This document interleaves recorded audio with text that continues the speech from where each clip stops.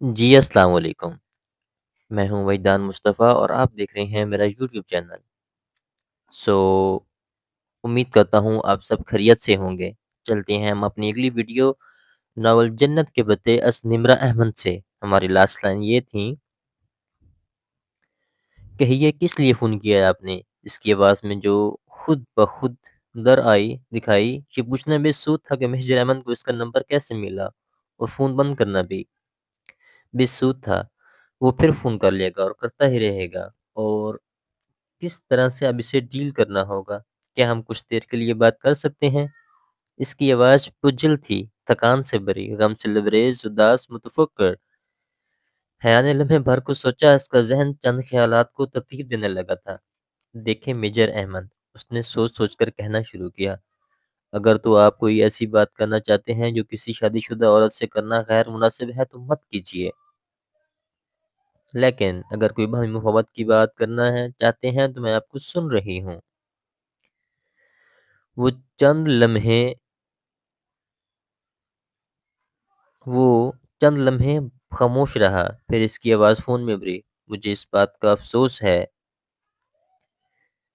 جو آپ کے ساتھ ہوا۔ وہ ایک دم بالکل ساکت ہو گئی، اس کے اغوا کی خبر پھیل چکی تھی۔ تو کیا وہ سب راز نہیں رہا؟ ایک بجھ سا اس کے دل پہ آن گرا تھا۔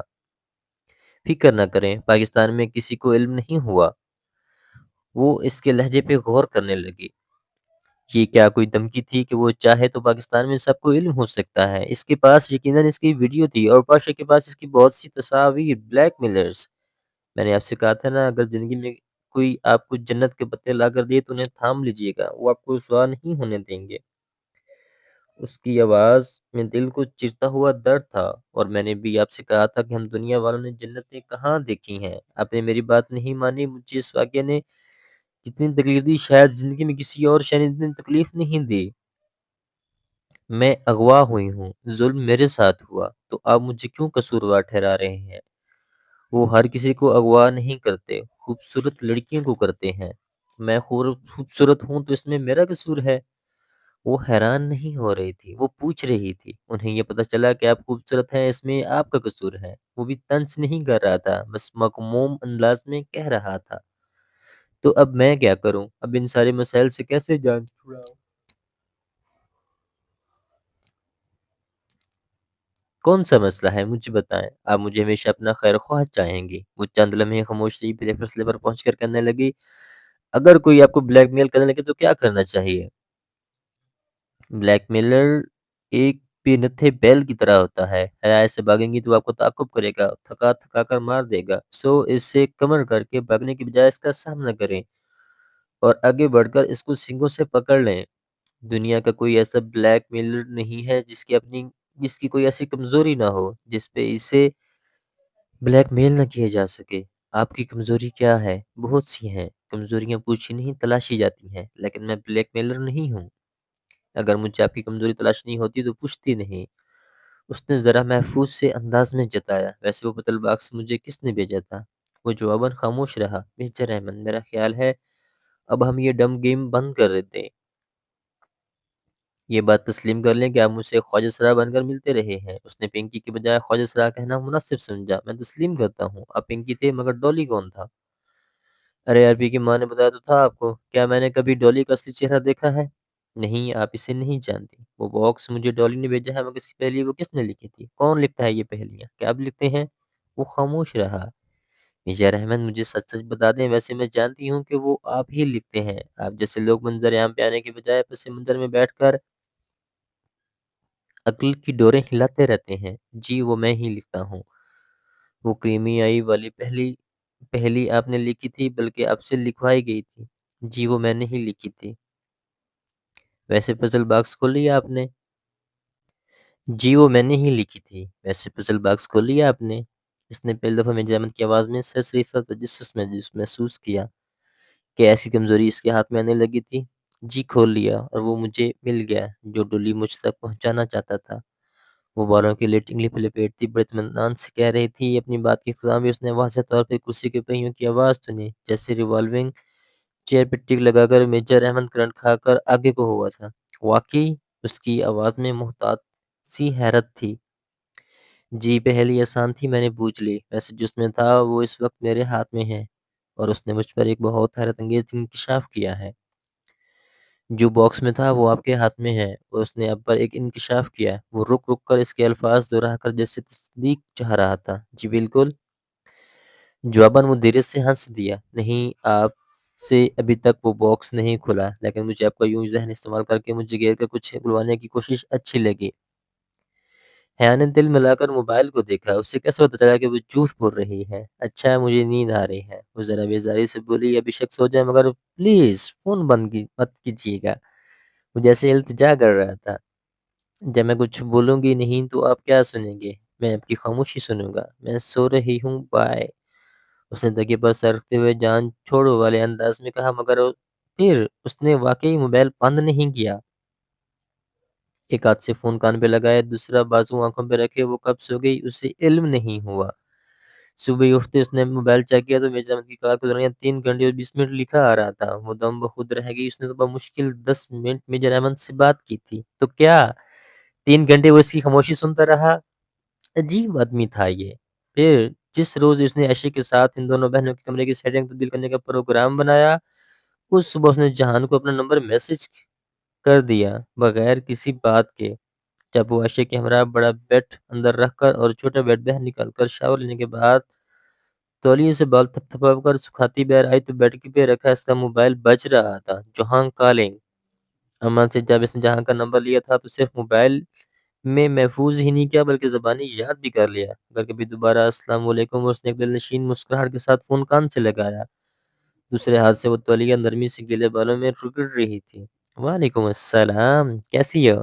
وہ بھی دوسری طرف جیسے بہت اچھے موڈ میں تھا۔ بہت اچھی، اور تم؟ جیسا پہلے تھا۔ اور تم نے فون ٹھیک کرا لیا؟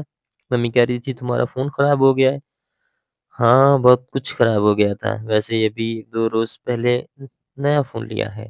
وہ تولیہ کرسی کی پشت پہ ڈالتے ہوئے، پھر تو بہت جلدی نمبر دے دیا تم نے۔ مجھے توقع نہیں تھی کہ کسی کو مجھ سے بات کرنے کی جلدی ہوگی، اس لیے۔ اچھا، اپنا یہ طنز چھوڑو، مجھے بتاؤ تم روم میں ہو؟ میں ذرا مضافات میں آیا تھا، تمہارے کیمپس سے 10 منٹ کی ڈرائیو پہ ہوں۔ چلو پھر ساتھ لنچ کرتے ہیں۔ اسی پر عائشہ کچھ لینے کمرے میں داخل ہوئی تو اس کے چہرے پہ تاثرات دیکھ کر روکے۔ متعذب سی فون پہ کہہ رہی تھی، نہیں نہیں میں ابھی کیمپس میں نہیں۔ عائشہ نے لمحے بھر کو غور سے دیکھا، پھر جیسے سر سمجھ کر ہلاتی آگے آئی اور رائٹنگ ٹیبل پہ رکھے پین سے نکالا، نوٹ پیڈ کے اوپر صفحے پہ کچھ لکھ کر، اور یہ تم نے اپنی عمر سے اتنی چھوٹی لڑکی سے دوستی کرنا کب سے شروع کر دیا ہے؟ جب سے اپنی عمر والی ساتھ چھوڑ گئے۔ ایک بجا سی خاموشی دونوں کے درمیان حائل ہو گئی تھی۔ ایک نہ ختم ہونے والے گروپ نے سڑک کے کنارے لگے انچز کی قطار کو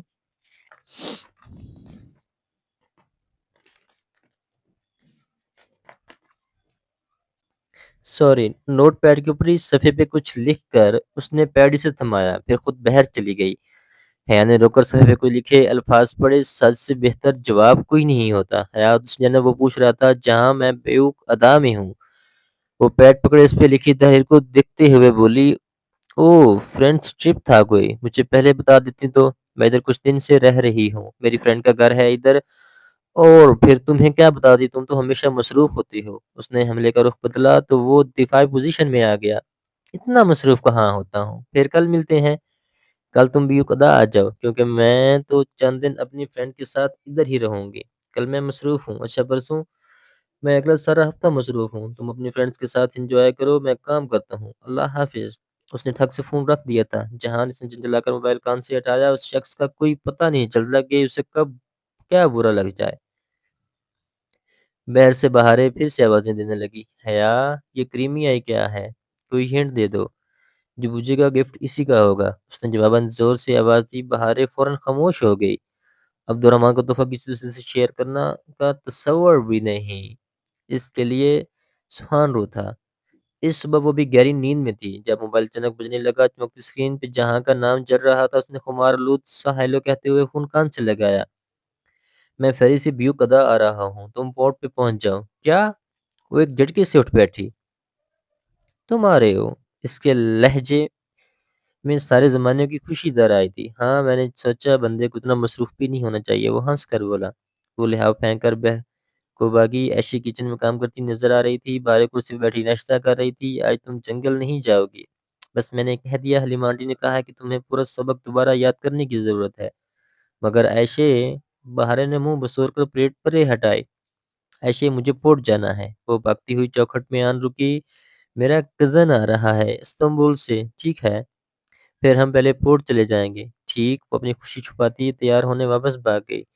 2 روز قبل حلیمہ آنٹی نے عائشہ کے ہاتھ اس کے لیے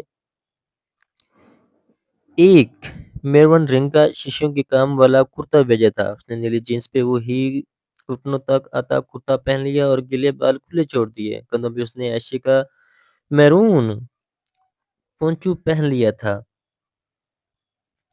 بہارے کو حلیمہ آنٹی کے پاس چھوڑ کر وہ دونوں فیری پورٹ پر آ گئیں۔ فیری ابھی 5 منٹ قبل پہنچا تھا۔ ٹورسٹ کا ایک بحر بیکراں اس سے اتر رہا تھا۔ وہ آنکھوں پہ ہاتھ کا سایہ کیے فیری سے اترتے لوگوں کو تلاشی نگاہوں سے دیکھنے لگی۔ تبھی اسے جہان نظر آ گیا۔ وہ نیلی جینس کی جیبوں میں ہاتھ ڈالے سامنے سے چلتا ہوا آ رہا تھا۔ اس نے بھی اوپر میرون سویٹر پہن رکھا تھا۔ جہاں کو اپنے قریب دیکھ کر وہ بھی اختیار مسکرا دی۔ جہان! او ہے! اس نے ہاتھ اونچا کر کے ہلایا۔ جہاں نے دیکھ لیا تھا تبھی دھیما سا مسکراتا ان کی طرف آ گیا۔ واؤ! تم تو ٹائم پہ پہنچ گئی۔ تھینکس۔ یہ میری فرینڈ ہے عائشہ گل، میں اسی کے ساتھ رہ رہی ہوں، اور عائشہ یہ میرا کزن ہے جہاں سکندر۔ السلام علیکم۔ عائشہ نے اپنے نرم ازلی خوش اخلاقی انداز میں سلام کیا۔ وعلیکم السلام۔ اس نے مسکراتے ہوئے سر کو جنبش دی۔ تو تم ان کی بن بلائی مہمان بنی ہو؟ ارے نہیں، بن بلائی کیوں؟ ہم نے تو خود حیا کو بصد اصرار چند دن ادھر رکنے کا کہا تھا۔ عائشہ ذرا چھنپ گئی، پھر تھوڑی دیر ہی وہ رک پائی کہ اسے جنگل جانا تھا۔ وہ چلی گئی تو وہ دونوں بندرگاہ سے ہٹ کر سڑک کی طرف آ گئے۔ میرون اور نیلے رنگ میں ملبوس وہ سڑک کنارے چلتے بالکل ایک سے لگ رہے تھے۔ تمہارا فون اتنی افراتفری میں آیا کہ میں ناشتہ بھی نہیں کر سکی۔ مین بازار میں ریسٹورنٹس کے کھلے فرنٹ سے اشتہا انگیز سی خوشبو بہر آ رہی تھی۔ پھر جاؤ اور میرے لیے بھی ناشتہ لے آؤ، مگر میں پے کروں گا۔ اس نے والٹ نکال کر چند نوٹ نکالے۔ ترک رسم و رواج کے مطابق ادائیگی ہمیشہ میزبان کرتا ہے، اور میزبان میں ہوں جہاں۔ چھوڑو ترک رسوم کو، ہم پاکستانی ہیں۔ شکر، تمہیں یاد تو رہا۔ اس نے نوٹ پکڑے اور ریسٹورنٹس کی قطار کی سمت چلی گئی۔